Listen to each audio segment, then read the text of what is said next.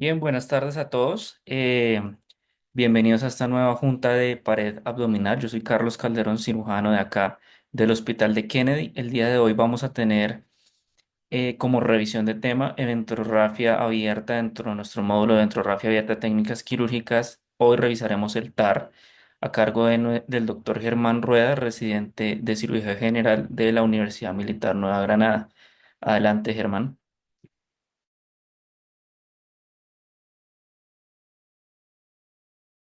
Aló, aló, buenos días, ¿me escuchan? Sí, Germán, Tardes, perdón. escuchamos. Listo, vamos a dar inicio. Entonces, para el día, la tarde de hoy, vamos a hablar sobre intrarrapia abierta, técnica quirúrgica TAR, o por sus iniciales en inglés, Transverse Abdominal Muscle Release. Para iniciar, vamos a hablar un poco de anatomía. No me voy a centrar tanto en la anatomía del músculo recto, sino más como en la anatomía de los músculos laterales. Tenemos que hacia nivel lateral tener el músculo oblicuo externo y el músculo oblicuo interno, que va a ir hasta la línea semilunar. En la anatomía quirúrgica se le ha cambiado este nombre o lo han modificado, refiriéndose a este como la zona de reflexión.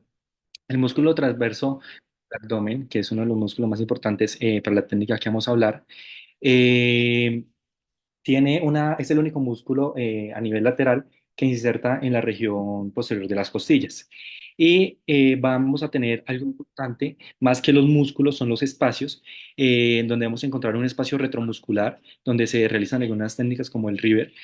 Vamos a tener un espacio avascular, que es el espacio que se encuentra entre el músculo oblicuo externo y el músculo oblicuo interno, que se utiliza en el momento de disección para la separación anterior de componentes, y un espacio cruento que va a ser entre el músculo oblicuo interno y el músculo transverso del abdomen, que es donde vamos a encontrar los pedículos neurovasculares, que tiene gran importancia, ya que se asocian al desarrollo de complicaciones, dolor y parálisis en estos pacientes cuando no se hace una correcta disección.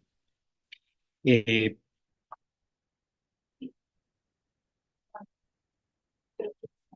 En la siguiente diapositiva podemos ver el corte, un corte transversal en el cual vamos a ver las diferentes capas que conforman tanto la pared lateral como la pared anterior del músculo, iniciando por el número uno, que tenemos hace referencia al peritoneo parietal, el número dos, que hace referencia a la fascia transversalis, el número tres al oblicuo transverso, el cuatro al oblicuo interno y el cinco al oblicuo externo con su respectivas aponeurosis, y teniendo en cuenta también la línea arqueada en la cual por debajo de esta todas las vainas van a estar anterior al músculo recto, y por encima de esta pues van a estar abrazando al músculo recto.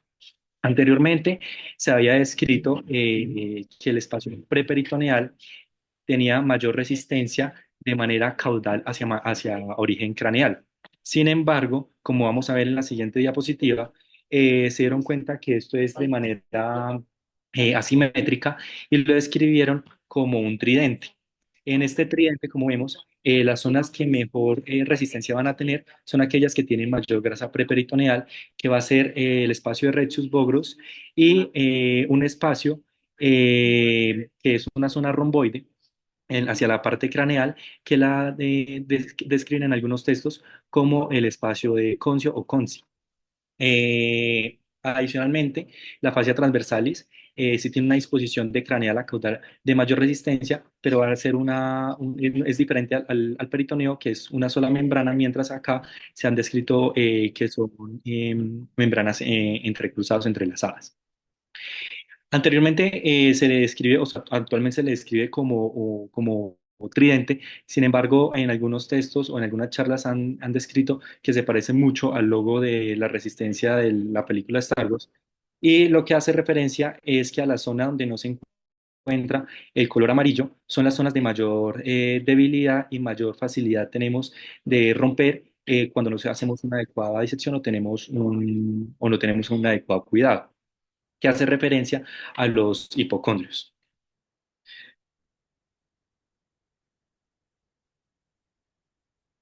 Históricamente, hablando un poco, en 1990 el doctor Ramírez habló sobre la separación de componentes anteriores. Sin embargo, ya había sido escrito anteriormente en la literatura por el doctor Albaniz, Se ha descrito también asociado a esta técnica alta morbilidad de la herida. Fue en el 2012 que se introdujo en la literatura como una modificación del Riestopa, ya que favorece plasmas pequeños y una colocación de una malla más grande que permite un cubrimiento mejor de esta pared.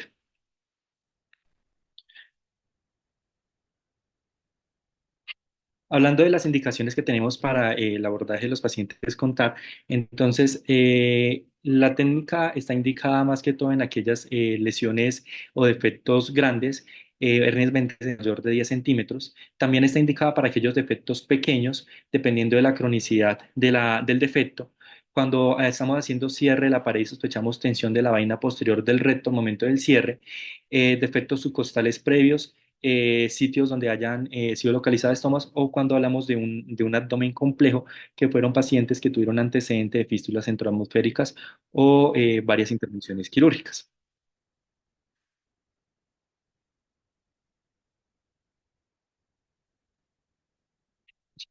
Pero también tenemos que tener en cuenta entonces qué pacientes no se beneficiarían de entrada de un TAR. Serán aquellos pacientes que presentan defectos centrales menores a 10 centímetros, en el cual podríamos utilizar algún otro procedimiento. Cirugías, pacientes que no se les ha definido si van a meritar más procedimientos quirúrgicos. Y aquellos pacientes que no hemos podido realizar un cambio en sus factores modificables, como es bajar de peso, el control adecuado de la diabetes, el tabaquismo que ha sido tan estudiado en las patologías de pared abdominal, el estado de nutrición, la inmunosupresión, el estado cardiopulmonar y otros entornos no electivos como pacientes con heridas sucias, pacientes en contexto de estado hemodinámico inestable y los pacientes que tenemos un incierto si van a ameritar operaciones futuras.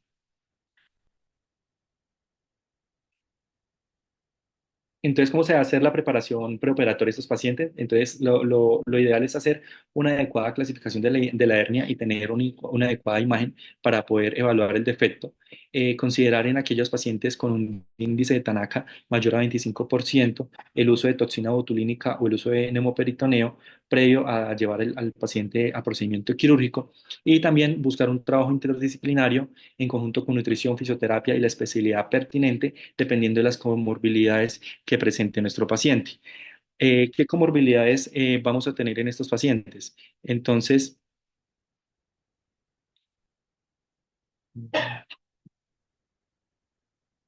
dentro de las comorbilidades, tenemos comorbilidades modificables y no modificables.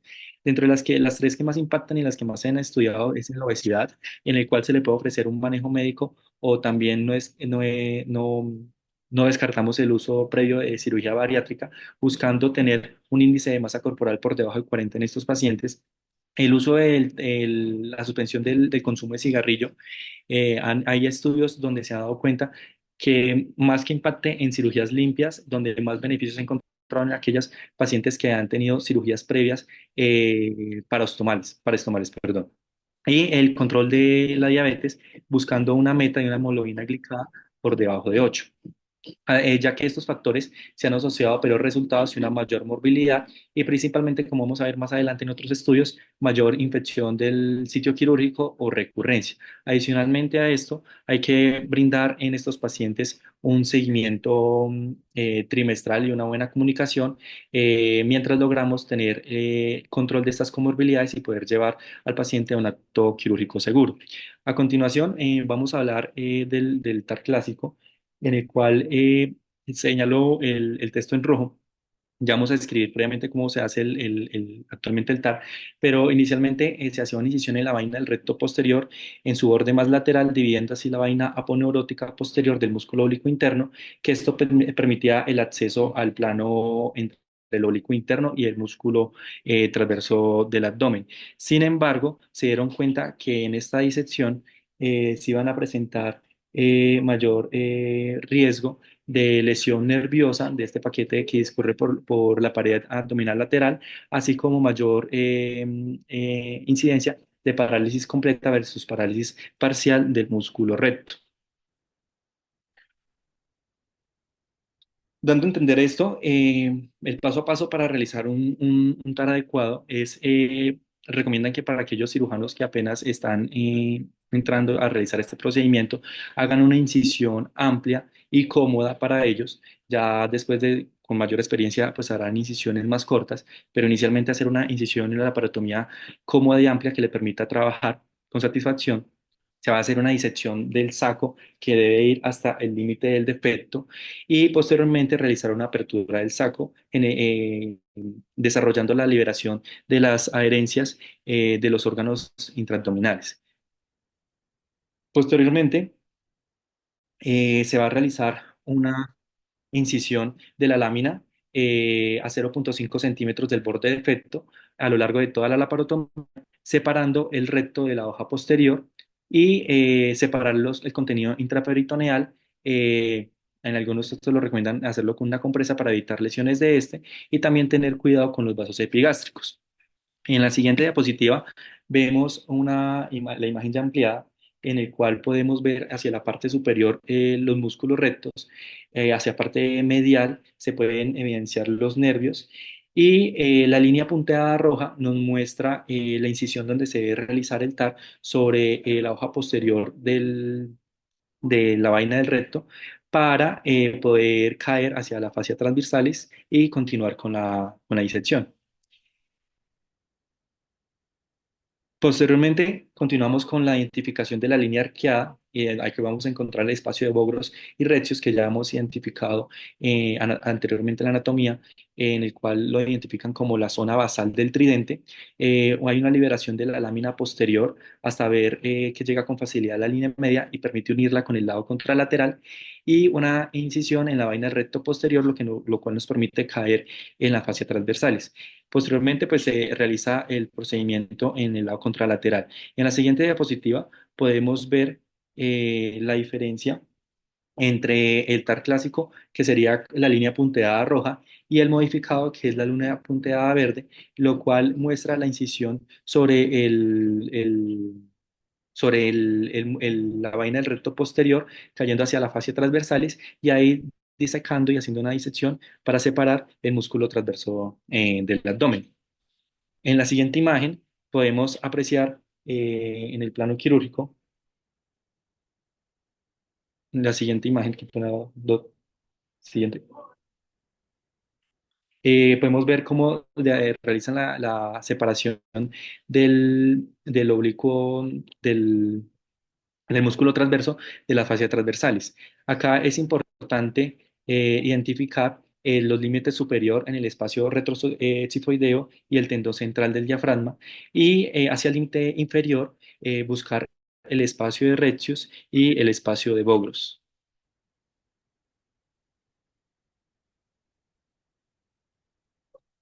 Posteriormente, se va a realizar un cierre de la vaina posterior de los rectos con posterior colocación de la malla y fijación en el ligamento pectíneo y en el tendón central, con posterior cierre de la vaina de los rectos anteriores.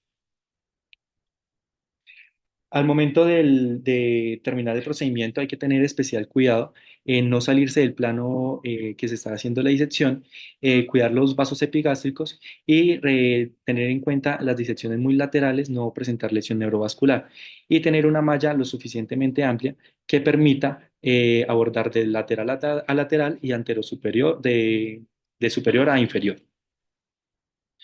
En la siguiente diapositiva les quiero compartir un estudio en el cual se hizo estudio en 10 cadáveres, en el cual evaluaron la medialización de la fascia respecto a la presión en libras con respecto a la separación y a la disección de cada componente. Entonces, como vemos en el rectángulo rojo, nos damos cuenta en que entre mayor sea la disección del músculo transverso hacia lateral, mayor centímetros vamos a ganar respecto a la presión en libras que le vayamos a dar, 2,5 libras o 5 libras, o la tensión máxima, que en este caso en el texto lo referían como mayor a 5 libras. En la tabla 1 hablan de la ganancia respecto a la fascia anterior, con respecto a la ganancia del borde lateral a la línea media en centímetros, y en la tabla 2 son los mismos referencias, pero respecto a la, a la fascia posterior, evidenciando una ganancia del 102% en la fase anterior y del 129% en la fase posterior, lo cual nos hace ser un procedimiento seguro al momento de grandes defectos. En la siguiente diapositiva evidenciamos un estudio en el cual se presentaron una serie de casos, 428 pacientes, en el cual nos hablan de las complicaciones asociadas a la herida y la recurrencia. Solamente los pacientes que fueron sometidos a procedimiento TAP. En este caso, 80 pacientes, correspondiente a un 18,7%, presentaron complicaciones de la herida del sitio operatorio y 347 pacientes, respectivo a un 81%, que fueron los pacientes que se les pudo garantizar seguimiento durante el primer año, presentaron una RECO del 3,7%. Ya en la siguiente diapositiva vamos a ver cómo hicieron una comparación en un estudio, una revisión sistemática entre componente anterior y separación de componente posterior. En esta revisión sistemática utilizaron estudios de corte prospectivo y retrospectivo, hicieron la búsqueda en bases de datos de Medline Base y incluyeron todos los grupos de datos, desde niños a adolescentes y adultos mayores, y los criterios de exclusión fueron aquellas con hernias inguinales, femorales o paraestomales. Se evaluó, inicialmente en este estudio quieren evaluar tres cosas, que fue la infección del sitio operatorio, la recurrencia y la calidad de vida. Sin embargo, esta última variable no la pudieron evaluar, ya que no pudieron garantizar un seguimiento adecuado a estos pacientes a más de 5 años. En el siguiente diapositiva vamos a encontrar en la tabla 6, vemos en el cuadro rojo, respecto a la infección del sitio operatorio, no hay una brecha, perdón, muy amplia entre el desarrollo de infección del sitio quirúrgico, ya que en pacientes que se les desarrolló una separación de componente anterior presentaron un riesgo de ISO del 21,4%, comparado con TAR, que fue el 23,7%. Sin embargo, donde sí se mostró un alto impacto fue en la recurrencia, que fue un 5,3% para TAR, comparado con un 11,9% para el separación de componente anterior, con una P significativa menor a 0,01. Ya para terminar, cuando estaba haciendo esta revisión, me encontré un artículo muy interesante en el cual nos hablan sobre el entrenamiento en pared abdominal en esta técnica que recibieron unos cirujanos en España. Fueron en total 129 cirujanos inscritos. En este año se realizaron aproximadamente 15 sesiones del curso, divididos mitad en modalidad virtual y la otra modalidad presencial, donde se desarrollaron prácticas en cadáveres y presenciaron cirugías en vivo. En la siguiente diapositiva vemos cómo el 23 de estos cirujanos, correspondiente al 29%, ya habían realizado un TAR previo. Obviamente no se consideraban expertos en ese momento. Y posteriormente al entrenamiento, al curso, el 86%, correspondiente a 68 cirujanos, estaban realizando un TAR ocasional, y que lo referían como aquellos que realizan al año menos de cinco procedimientos, y el 60% estaban realizando un TAR con mayor frecuencia, que son aquellos que realizan más de 5 procedimientos en el año, 5 o más de estos procedimientos. Sin embargo, vemos que a medida que fueron aumentando el seguimiento, a los 5 años volvieron a hacerle la encuesta a los cirujanos y se dieron cuenta que el 43%, comparable de los 34 cirujanos que hicieron del curso de los 129, 34 solamente venían practicando estos procedimientos entre 5 o más durante todo el año. Durante la encuesta también se hicieron una encuesta para evaluar la satisfacción del curso. El 89% respondió que el curso era muy satisfactorio y que había influido en su práctica clínica, que era la mayoría de los cirujanos que han hecho el entrenamiento. El 7% les parecía muy interesante el curso. Sin embargo, decía que no era una práctica común en sus centros de atención. Y el 4% hicieron el curso, pero dicen que nunca más volvieron a tener contacto con pacientes con pared abdominal, y pues ninguno registró inconformidad con el curso. Ya para concluir, dejo estas conclusiones. Primero, en la actualidad es todavía demasiado pronto poder hablar de un papel entre el TAR abierto y el TAR laparoscopia asistida por robot, ya que faltan estudios y mirar y evaluar el seguimiento y cómo estos pacientes han evolucionado en aspectos asociados a la infección del sitio quirúrgico, y la calidad de vida. El robot puede dar una falsa confianza en el cirujano, ya que no va a compensar la falta de conocimiento anatómico o una técnica deficiente. lo cual es importante realizar un adecuado entrenamiento y también tener un adecuado volumen eh, de estos pacientes. Sí concluimos que el TAR tiene una menor tasa de recurrencia a pesar de tener un riesgo similar de ISO frente a otras técnicas quirúrgicas, y el TAR evita grandes colgajos de piel con daños de vasos perforantes, reduciendo así el riesgo de necrosis cutánea e infección de sitio operatorio. Y es importante el entrenamiento, pero más que eso es importante garantizar que el cirujano se siga enfrentando a estos pacientes y tenga volumen, ya que si se dieron cuenta, como el 86%. Gracias.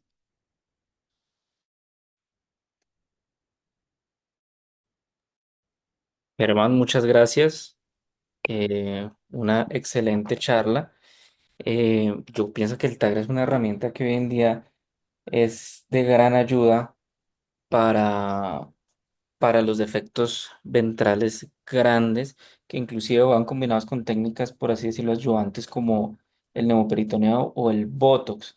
Creo que un gran problema del TAR es precisamente por la extensión de la disección.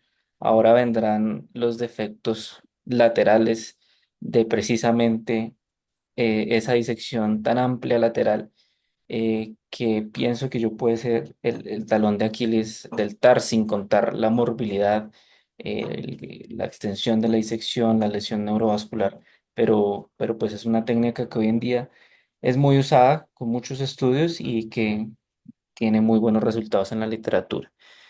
En el chat, el doctor Jorge Trufiño, no sé si quiere decir algo, tiene el micrófono a su disposición, doctor.